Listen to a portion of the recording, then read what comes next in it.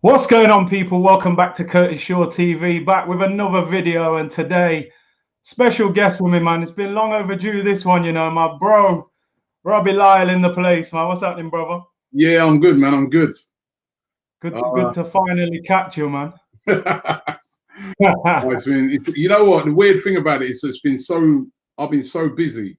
It's just been unbelievable. Yeah. It's like throughout the day, I just got so much stuff doing. So it's been crazy. But yeah, good to be here, man.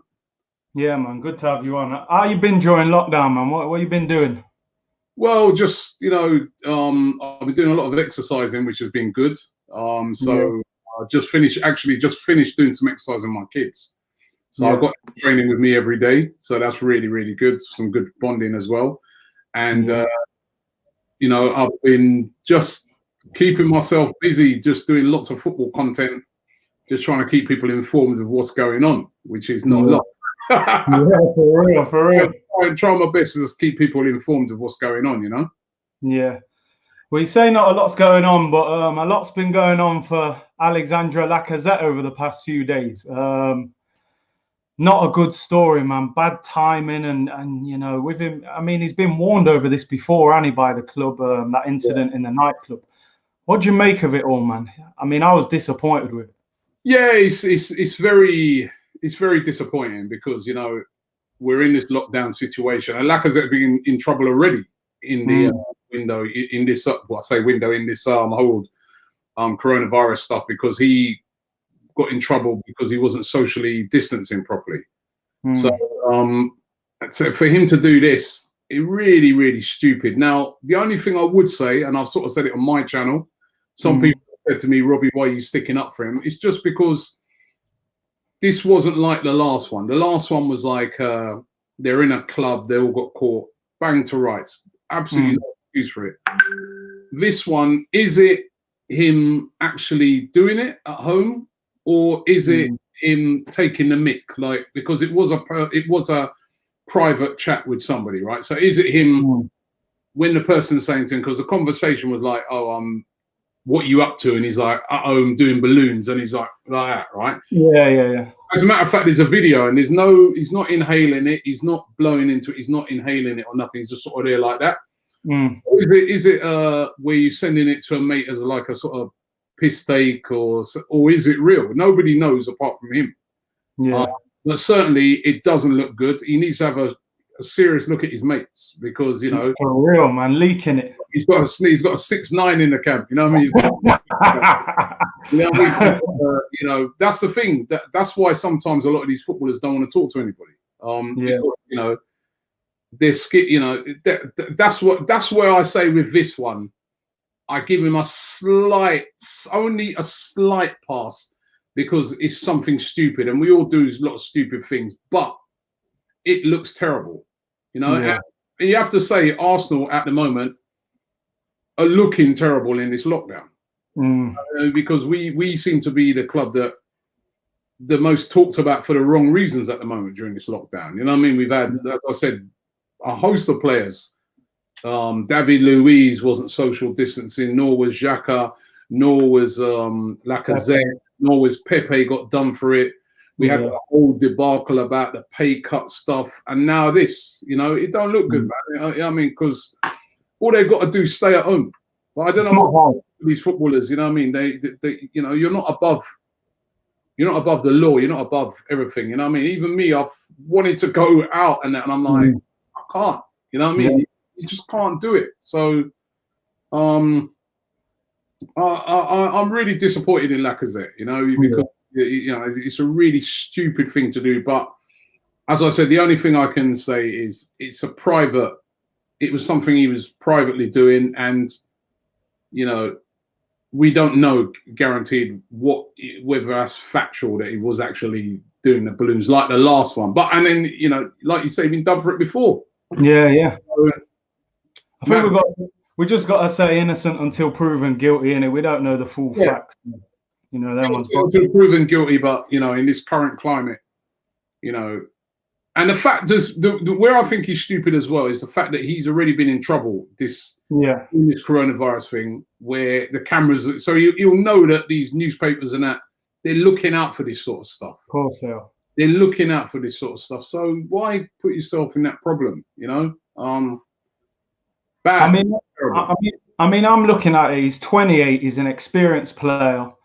He hasn't had the best of seasons, which doesn't help. So the fans are going to be on his back now. I mean, when we come back, anytime he misses a chance, they're going to say, "Oh, he was on the balloons again," and blah blah. I see man calling him Lacazette. I said, "No, man, they're doing." I thought that was funny.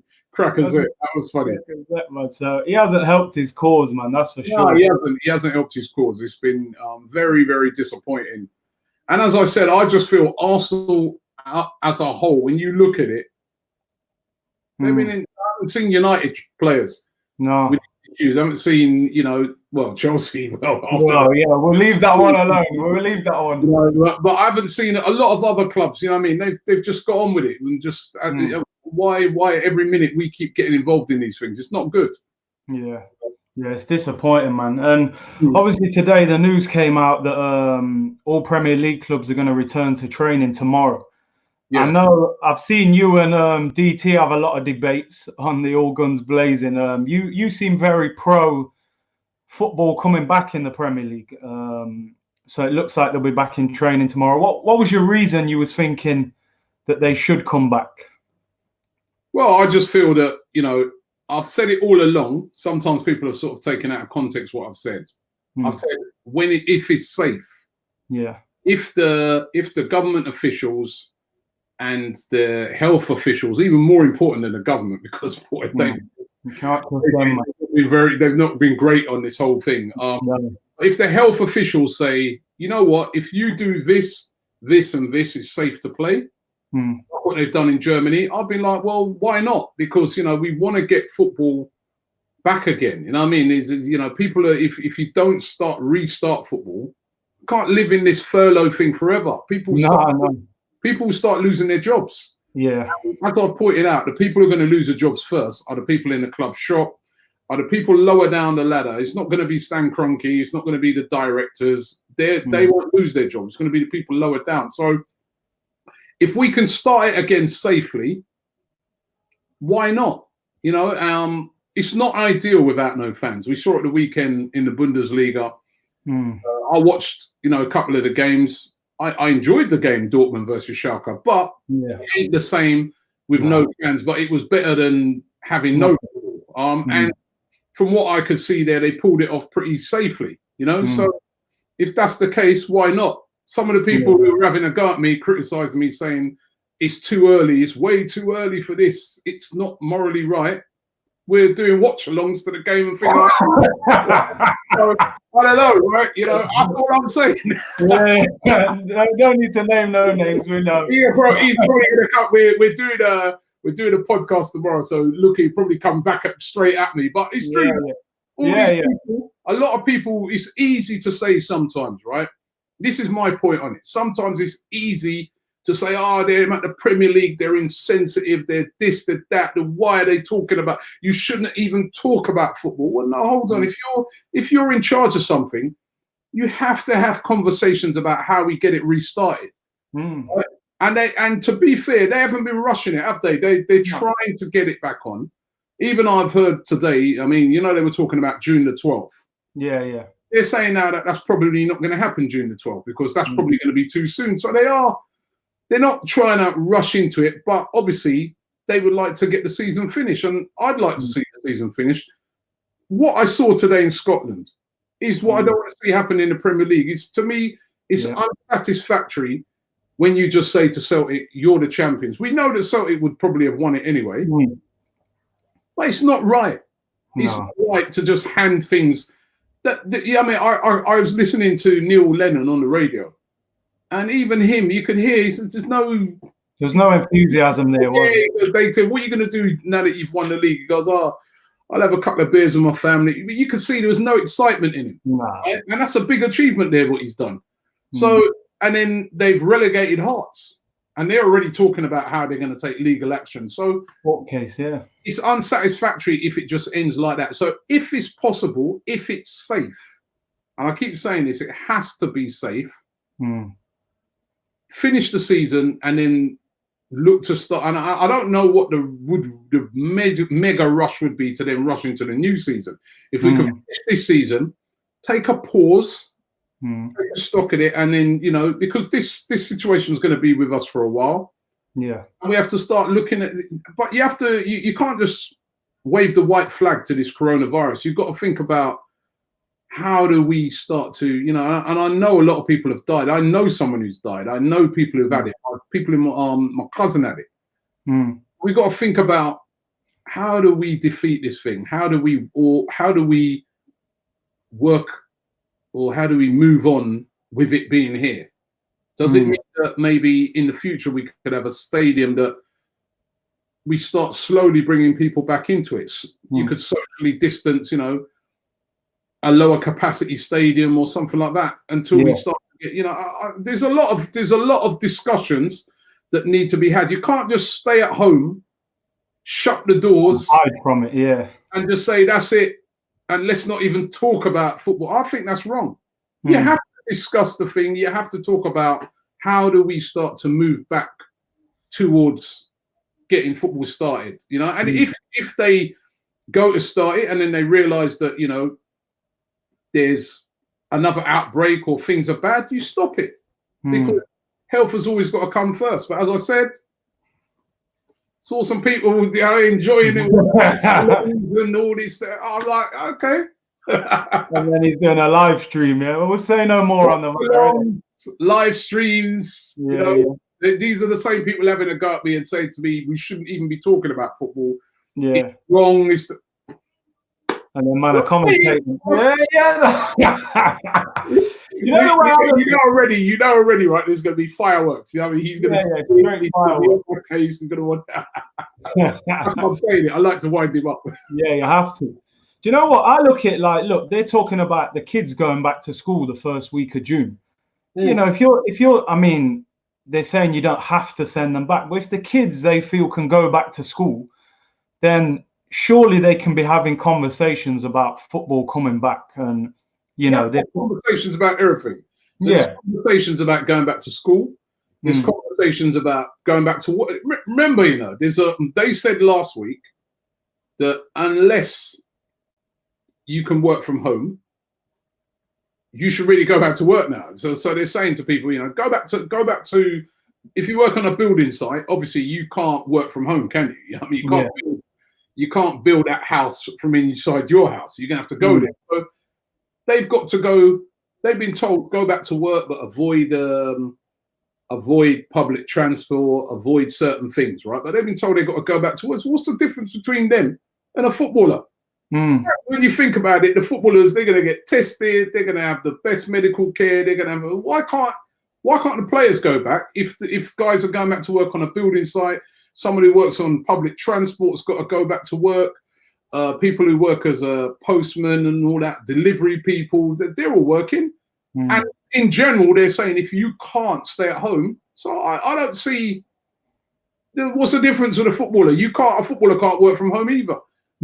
Obviously, you've got to do it in a safe way. And, you know, I see that even though they're returning back to training, it's going to be in small groups. So I think they're going to start off with, say, a group of 5 people and stuff like that. But it's got to be safe. And I think the bigger picture here is, you know, I really want to see this government start getting on top of this thing now. You know, I want to see where's the testing is what I keep saying.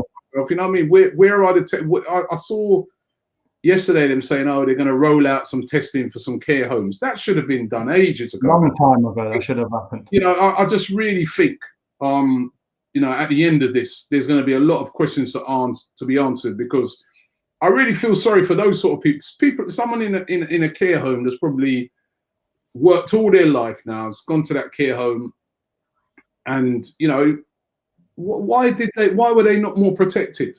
You know, honestly, I think those things are awful. But as I said, that's for all those terrible things that have happened and the terrible deaths and stuff like that. You know, it's not disrespecting that in any way. Start discussing and saying, well, you know, and this is not just football. This goes for every business. For you to sit down and say, right, well, guys, what's the plan? Based off of the government evidence and what they're saying, what's the plan to start going back out, going back to work and stuff like that. So that's all I'm saying at the moment. Yeah. I suppose the only argument that people would give, and the likes of DT and that have been given, is when you're talking about the builders, those things, you know, a lot of those jobs are necessities, aren't they? They need to be working. Whereas people look at football and say, you know, the French league have wiped it out, the Scottish league have wiped it out. Can we guarantee the safety of the players? I mean, if you was playing, or if your son was playing now, would you be concerned about the safety? Obviously, I'll be concerned. I'll be concerned if, and I'm sorry, I used to work as a building surveyor, right? Not all building work is essential right now. You know what I mean? Yeah, true. Not that you build that house. It's not essential that that tower block that you was working on gets built. There's a lot of buildings that get delayed anyway. It's not essential that projects on the road and that, they're not essential that they have to be done right now. It's just more like they're being told to go back to work, right? So they're not essential. So if people are being told to gradually start going back to work, it should be the same for everybody, and that includes footballers. You know, I think football's been really in a lot of aspects been really unfairly treated in this whole thing. At first, footballers are told, you know, football teams are told they can't furlough, which I agree. The big clubs shouldn't be allowed to furlough. Yeah. Football players being criticised for not giving more donations, not taking cuts, not, you know what I mean?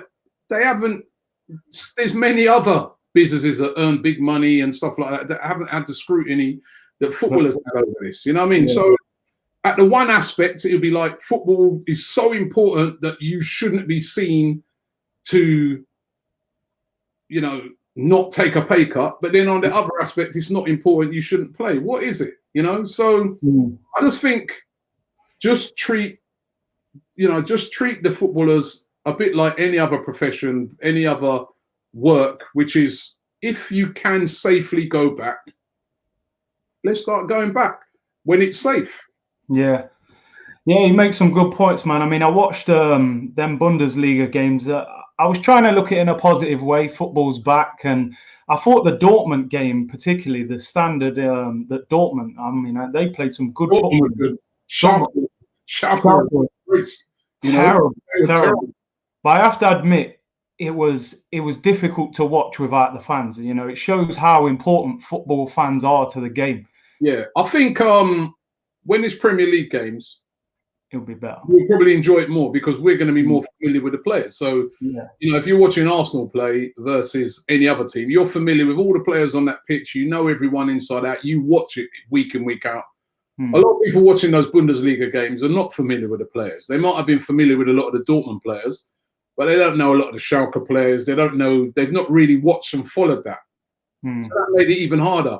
I think with the Premier League ones, it will be even a bit more. And I think, you know, obviously for us, every game is going to mean something because there's 10 games to go. There's relegation. There's top four. Every game's going to mean something. It's not going to be like, you know, I know people, it look like a friendly. I think you yourself watching it are going to be, you're going to see the competitiveness of it because you're going to see the importance of every game. But obviously, without fans, the football is not the same. And I keep saying this over on AFTV all the time. And I've done various interviews. Last week, I did a couple of interviews for Russian channel, French channel. And I said to them, I go, my hope is that when this whole coronavirus thing is over, that the football authorities, the FA, the Premier League, and also the owners of these football clubs don't forget the fans, right? Don't forget, because they see how important fans are. And we've basically been treated terribly for years and years and years. Football fans, we've been treated like just a number. We've not, all of a sudden, every footballer, every owner, every TV executive, every one of them are like, it's not the same without fans. We need the fans. Well, you know what? You never treat us very well. So when we get back to normal, start treating fans properly. TV companies, when you've got a game on a Monday night football, don't expect Newcastle to go away to, you know, Southampton on a Monday night. You know what I mean? think about that when you're doing your scheduling. Think about the fans, you know what I mean? And the football clubs. Stan Kroenke, Arsenal, when you're looking to charge these whopping amount of money for season tickets, they might have to think twice. Number one, people ain't going to have it after this crisis. And number two, you know what I mean? Start having a bit more respect for the ordinary football fan, because as you can see, in all the games that have been played behind closed doors, it's not, even if it is a brilliant 4-3 or whatever, it's not the same. Not the same without those fans creating the atmosphere. Yeah. And you touched on Stan Kroenke there. So this story's come out that UEFA are going to scrap financial fair play. Yeah. So, you know. Pretty vexed about that, you know what I mean? Yeah, I bet Kroenke's fuming. He's going, nah, but... He's like fuming. He go, what? No! My excuses have gone, man. But listen, is this guy ever going to flex his muscle or what? Because, I mean, we need recruitments, man. He's been here for now, what? Over 10 years. He's been in charge of Arsenal. I spoke about this. I was doing like a lockdown Q&A last night on my show, and I was saying this. This is not a one-year thing with him. He's been here for a long time now, over 10 years. And if we look back at that 10 years, when has he spent? I think last year, actually. To be fair to him, last year with the Pepe thing, you know what I mean? I felt that's why I was so disappointed in the season so far, because I did feel that he went out and got reinforcements in. I like that.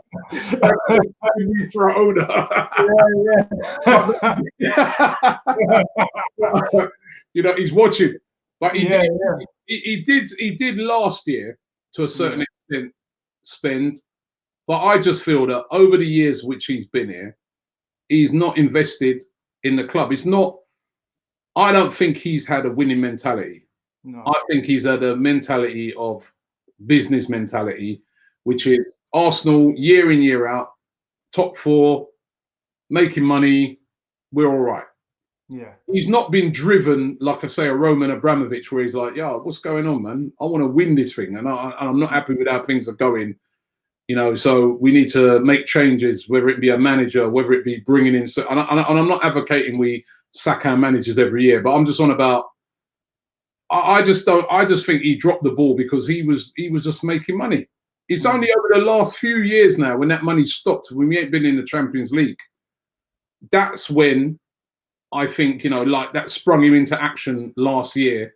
Yeah. Went out and bought Pepe and Tierney and people like that. And, you know, just before that, you know, he finally decided to get rid of Arsene Wenger, you know. But Arsene Wenger was doing a great job for him. You know, since we moved into the stadium, I think Arsene Wenger was protecting him by year in, year out, pulling it out of the bag and finishing in the top four, despite losing his best player year in, year out. But when that's finally run out now, you know, now it's been all revealed to everybody, the whole mess that we're in as a football club, and we're hoping that Arteta can build it back. But Stan Kroenke's got to give more. He's got to. Number one, it's not even about buying players, yeah? It's about keeping the players that we have. Yeah. You look at it over those 10 years. How many players have we developed or bought for, you know, and they've turned out to be brilliant players like Van Persie, Fabregas, Sanchez, you know, now Aubameyang, and then next minute, you know, they're gone. And a lot of them, when they ask them, why did you go? The club didn't have no ambition. Sometimes it is money as well. But on the whole, we've been paying decent wages. Right? Big wages. But the players always seem to come out and say, well, you know what? I want to, you know, I mean, Arsenal's a great club. It's a big club and everything. But I just didn't feel that we're trying to win things. We have this whole sort of culture of a real comfort zone at the club. And it starts from the very top. So, you know, with this financial fair play thing lifted, will he put any of his money in? I very much doubt it. Arsenal, one of the first clubs to, you know, reduce the wages of their players. Yeah. I think the only team that I sort of know, I think Watford might have done, but we were the first out of the big clubs. Yeah. First club to say, yeah, we're cutting player wages was Arsenal. Why? Not even, I haven't seen Everton cut their wages. I haven't seen none of those teams like that. Arsenal cut. So I'm not confident. I'm not confident that he's gonna reach it. And you know, he's got very big pockets. Very big. Multi-billionaire. And I don't think it'd be nothing for him to invest 100 million into, but I just can't see it. And then you see reports that he's struggling with the LA Rams. He's asking for more money, more loans to prop up that because he's building that new stadium over there, and he's asking to borrow something like about $500 million. That's and crazy. Have an extended time in which to pay it back. That's not somebody who's going to go and sink a load of money into Arsenal. You know what I mean? No. When you see him doing that. So I can't see it, man. I can't see it. Maybe it's time for him to from long time, you know, turn around to somebody else. But I don't know, man. I think these guys, their ego won't allow it. You know what I mean? They you know, I don't know. I don't know what the end game is. I really don't. Do you think that the fans should? I mean, not that I want to encourage this, but do you think the fans have to do more to push him out of the club? It's a hard one, isn't it? It's a hard one because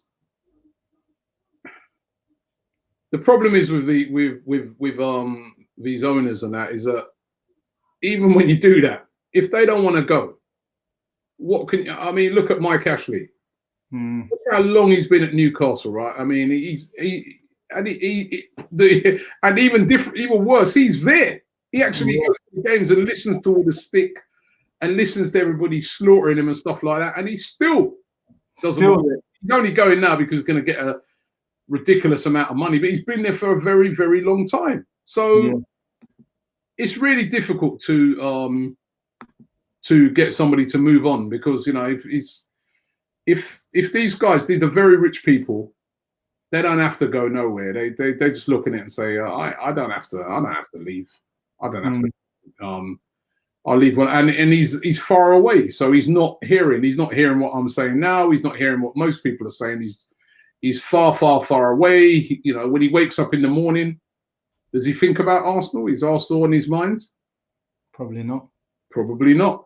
Probably not. In the morning, probably might hear about the LA Rams because that's he's in America and that's the thing, the project that's huge, that's close to him.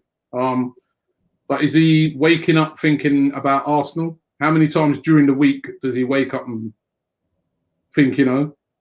Does he, when Arsenal lose a game, does he find it difficult to sleep? Or does he, you know, maybe have to take his wig off and, you know? I mean, the only thing I would say is that he did get the LA Rams. They did get to the Super Bowl final, even though they lost. But that was quite an achievement to get a team to the Super Bowl final. And he did that without splashing loads of money and stuff like that. And so maybe the key to this is going to be Arteta. But we can only challenge for the league again if we stop selling our best players year in, year out. And if we sell Aubameyang this summer, again, it sends a very, very bad message that Arsenal is a team of no ambition. If you're a big player out there, why would you come right now? You're looking on it and you think, well, I'll go there for the money only. Do well, then go to someone else. That's how we're starting to look at the moment. It's crazy, isn't it? We're looking at, I mean, Emery came out the other day and said a few things, didn't he, about the transfer situation and that he wanted Zaha and this, that, the other. I mean, as much as Emery, you know, kind of failed this season in particular in the end of last season, it must be hard as a manager when you draw up a list of players, you give them to the board and, you know, they give you a totally different set of players. I mean, I would have liked Zaha. I know you liked Zaha as well, didn't you? Oh, yeah. I would have liked him, man. I mean, I think Pepe's a good player, but I think he's going to need more time to settle. I think Zaha could have had an impact quicker. Yeah, well, that's what Emery was saying. He was saying that he felt Zaha because Zaha was already Premier League ready. And I could understand that was actually what I was saying before Pepe, get him because he knows the Premier League inside out. He'd be perfect for Arsenal. But having said that, you know, Pepe ain't done. Pepe's actually had a better stats this season than Zaha. Yeah, I see it. And Emery's making a lot of excuses, man. He was poor. We should have finished in the top 3, not even 4. Yeah. Right. And we were horrific in that final. And then we started off this season awful. And you know, so he's saying a lot of things, but and at the end of the day as well, let's have it right. Yeah, most clubs now, that's how it runs. That old-fashioned way, like what Wenger had, where he bought all the players. Yeah, that don't work no more. You look at every top club around Europe runs the same system like what Arsenal are running now, which is basically the manager is part of a team that buys the players. And they sit down and together they buy the players. There's no those days where Sir Alex, Wenger, where they decide. Those days are not really here no more. So he was brought in as a head coach. Remember his title. He wasn't the manager. He's a head coach. So you know that your job is to coach the players and get the best out of them. You have an input into the players you want, but if they turn around and say, well, actually, unfortunately, because he himself in his statement said that he said that Palace wanted a ridiculous amount of money and it was really hard to do, right? Yeah. So if the guys, they tried to get Zaha, but they turn around and say, you know what, they come back to him and say, you know what, we tried to negotiate Zaha, man, but because he said he's spoken to him and that. Yeah, he did, yeah. You know Zaha wants to come and that, but Palace want too much money. It's going to be too hard to do, but we can get Pepe. Then when he gets Pepe, your job is to get the best out of Pepe and to do. You know what I mean? I want to hear no excuses. So the team that we had and the position we were in, we should have got into the top 4, and that was his fault. We fell apart. And he was actually that Crystal Palace game as well when he started playing Jenkinson and El Neni and them. Palace game, yeah, the Brighton game I thought was even worse. The Palace game was terrible because that was down to Emery. His team selection that day. I remember when I got to the game and a guy showed me the team on his phone, and I thought the guy was joking. I was like, "How you got Jenkinson these guys in? It's not hard." I go, "Does he?" I remember thinking, "Is Emery gone mad?" Yeah. He's shredded with these, you know, and that's exactly what happened. And then we went and played Brighton again, and then basically, if you remember, I think it was from Everton down at the end of last year, we just fell apart. Yeah. Fell apart, man. I mean, we had the easiest running. Yeah.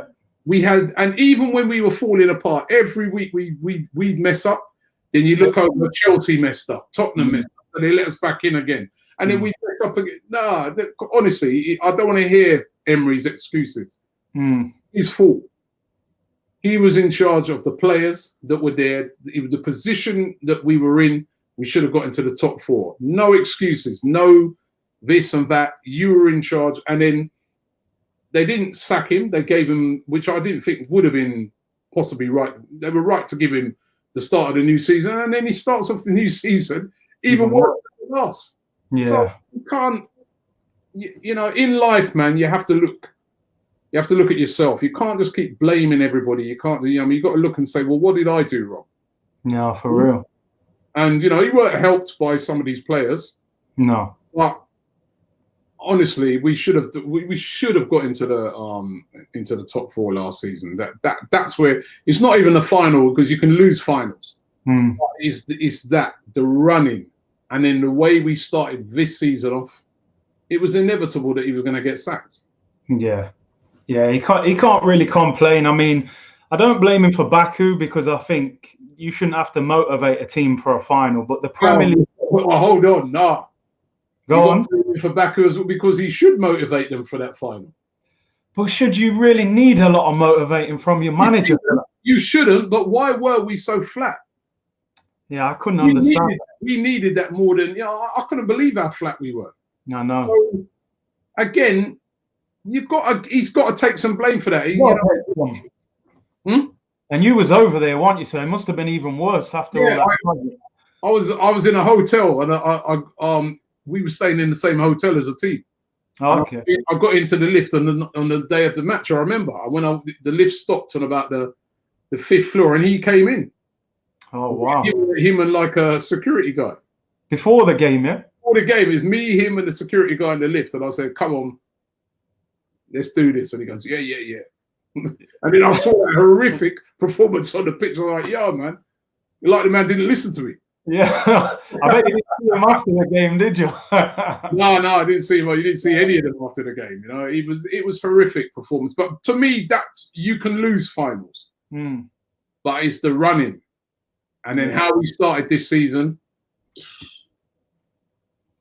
Talk to me about Arteta, man. How do we move forward? I mean, when we got Arteta, I wasn't overly enthusiastic about it. You know, I was talking up the likes of Mourinho and Allegri and that, and it wasn't just because I thought like Mourinho's the perfect manager. I felt like we needed somebody to ruffle feathers. No, you know, I didn't want a Mr. Nice guy who the players could.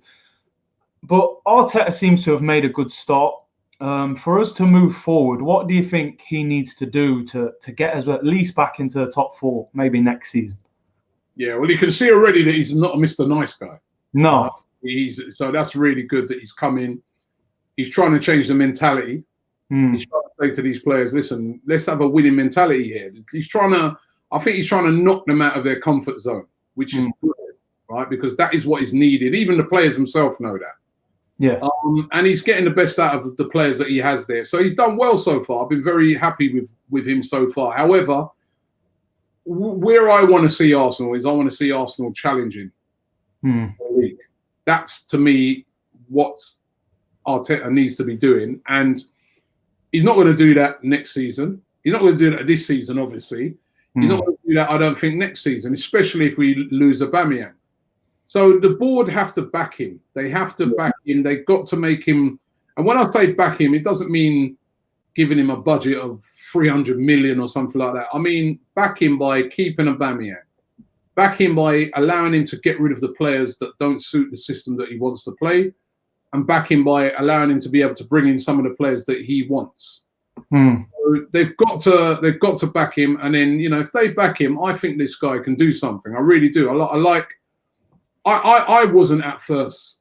I was more Allegri at first, but I'm kind of glad now that we didn't get Allegri. I'm kind of glad that we've gone for someone different, someone young, hungry. You know, that's what I see in Arteta, a young, hungry manager that's really proud to be where he is and is really desperate to win something and do something with Arsenal. But he needs backing because at the end of the day, the only way you're going to win the title is you've got to have better players. Yeah. That we got at the moment. There's several players in that team. They've been here for a long time. They haven't done it. It's time to move them on. But it's going to be difficult because there's a lot of players there on very high wages. And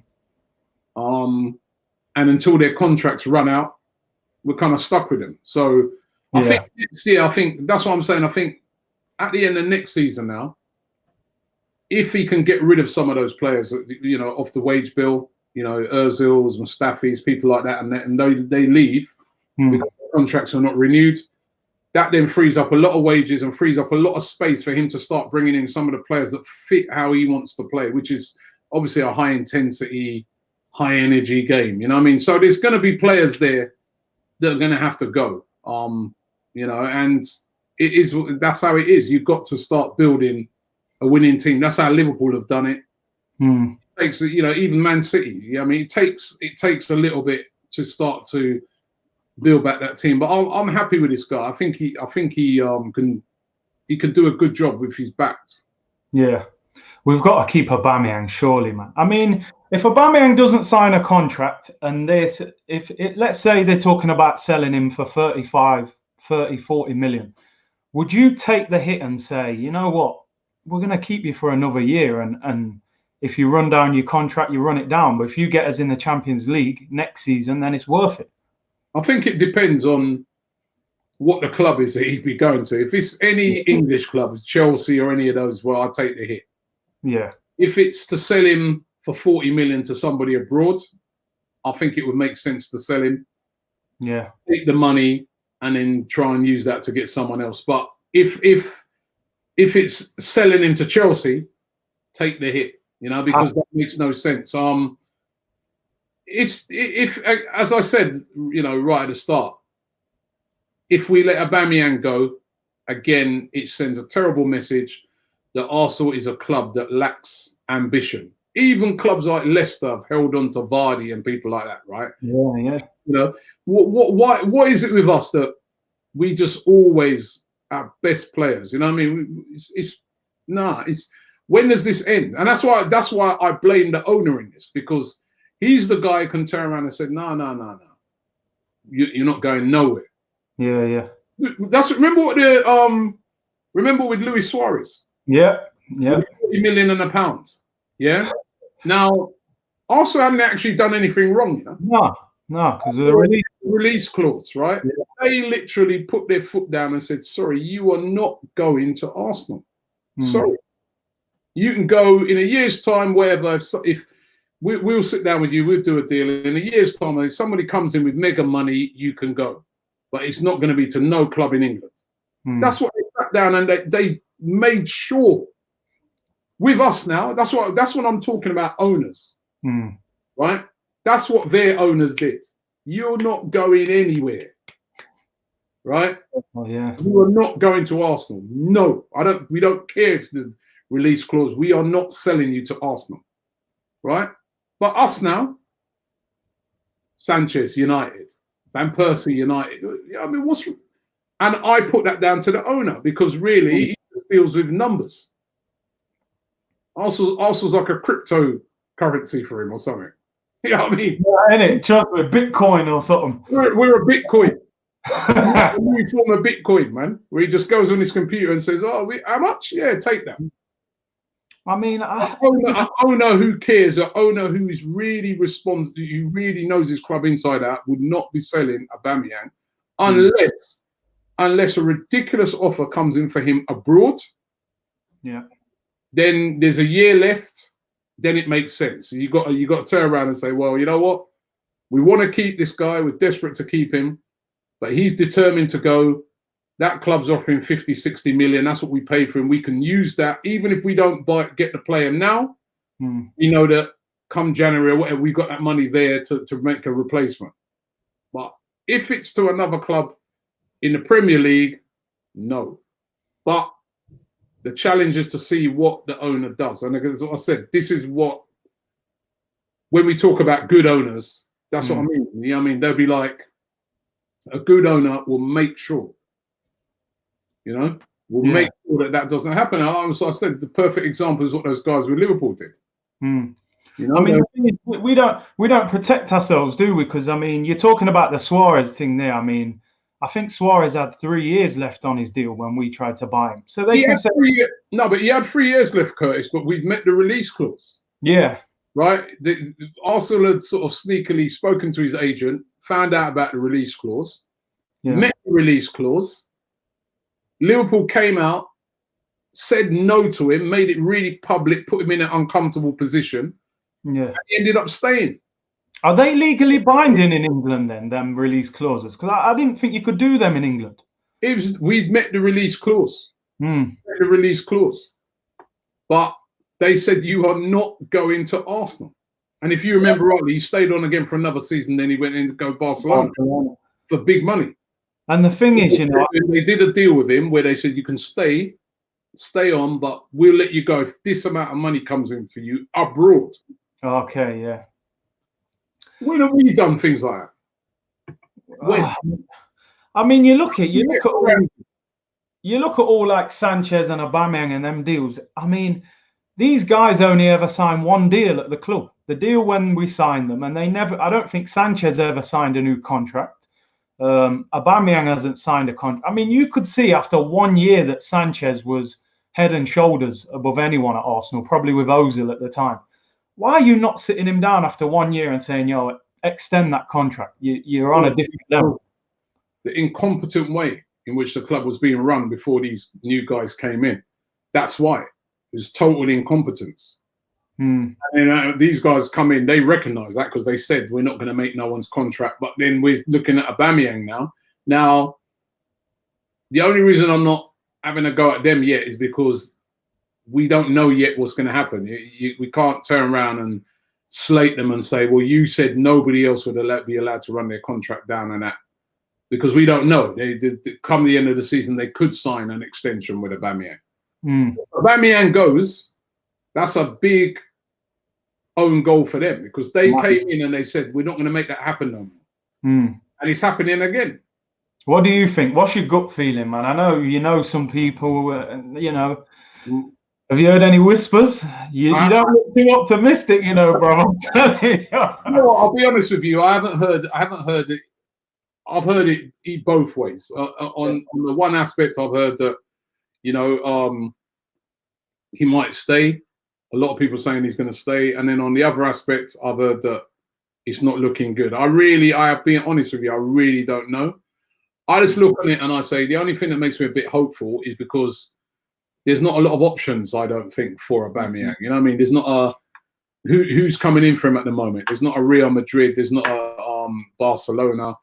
There's not PSG. None of those clubs are really coming in for Aubameyang, right? So it really is, and he's not going to go back to Germany, is he? He's not. I was chatting to a Dortmund fan on Saturday, and they definitely wouldn't go nowhere near him. No. Bayern Munich don't need him. So the only places I can see him maybe ended up with maybe Inter Milan, possibly, but then they've got good strikers there. They don't really need to go and outlay a load of money on an Aubameyang. No. Or where else? You know what I mean? One of the English clubs like Chelsea or whatever. And are Chelsea in any much better position to win the league at the moment than we are? No. And if I was Aubameyang, I'd be looking on it and saying, I'm 30 now. I'm the captain of Arsenal. Arsenal are a big club. We've got a new manager in place. Let me stay. That's how I'd be looking on it. You know what I mean? It's not like Van Persie, where Van Persie said, well, I want to win a league before my career's over. You know, Aubameyang's won the league before. You know what I mean? He's won things before, you know. So I really hope that he stays, because the fans love him. And he's been brilliant since he's come in. And he could really create a real legacy for himself at Arsenal. So to me, you know, I hope he stays. But as I said, this is what really frustrates the life out of me when it comes to our football club. You know, that it's such a huge club around the world, but we're not acting that way. And we've got to get our act together. There was a kid who come on last night when we was doing the show. There's a kid who sent a comment in. And he said, I'm 17. I've never seen Arsenal win the title. I've just heard you guys talk about it. And that's when it dawned on me. I was like, bro, 17. He's never seen Arsenal win the title. That's crazy, isn't it? We're talking about things like doubles and invincibles. And it's a long time ago now. You know what I mean? And I don't want to be living off of memories now, man. We've got to start challenging for that league. At least at the minimum, we should be challenging. Of course. But we're nowhere near it at the moment. Nowhere near. Look at this thing. Miles off. Miles off. It's gonna take a while, but you know, I think we have to keep Aubameyang, because I can't see the replacements out there, bro. You know, the lack of strikers. I know we got to keep him. You know we got to keep him. Probably everybody watching this knows we should keep him. But there's the chap in America. Know how important it is. You see owners sometimes, they come and meet the player and sit down with him. I'm going to sit down and meet with Aubameyang and say, yeah, listen, I've come. I decided to fly out. Well, we couldn't at the moment with the coronavirus. But even if we could, could you imagine him flying over and say, right, Aubameyang, I wanted to jump on a flight and come over. You are so important to this team that I needed to come and talk to you and just say, yeah, we need you around here. We're building something special, and we need you for the next couple of years to spearhead that. You're the cap. Yeah. He ain't doing that, is he? No. Nah, he's not. I've got a few quick fire questions for you before you go, because I know you got to go. I thought I'd ask you these anyway. So, prime Van Persie or prime Aubameyang? I think you'd have to go prime Van Persie, because he scored 30 odd goals in a season, which is more than Aubameyang's scored.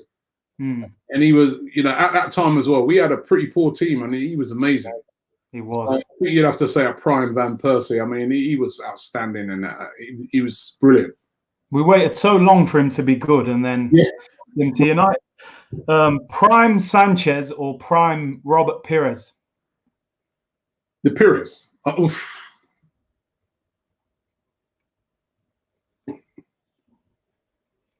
You'd have to go. Pires is an invincible, man, and you know, Pires was exciting. Sanchez was really exciting. Was a great player, but I think Pires. I'd have to go Pires. You go Pires, yeah. Unreal player. All right, we go prime Fabregas or prime Cazorla.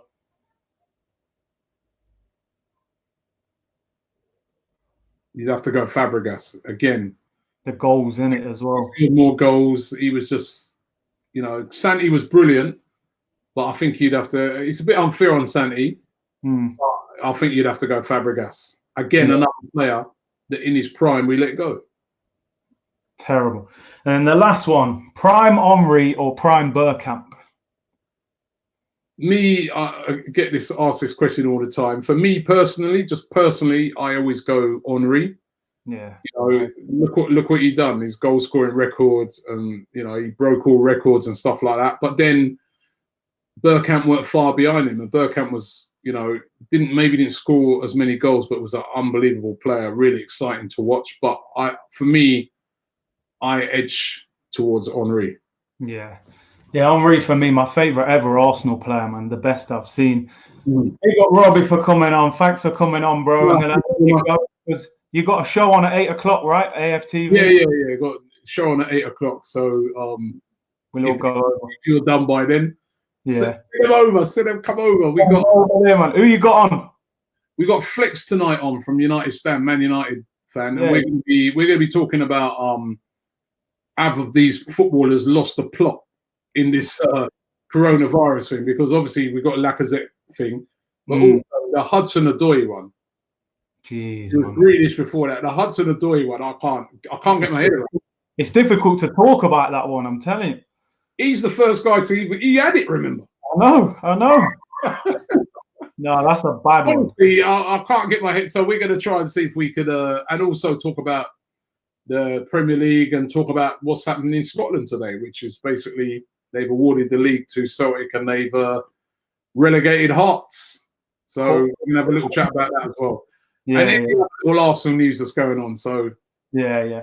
All right, big up everyone. Subscribe to the channel if you haven't already. Go over to AFTV at 8 o'clock. Subscribe there as well. Everyone stay safe. I'll be back later in the week. Big up Robbie, man. Take care, bro. Thank you.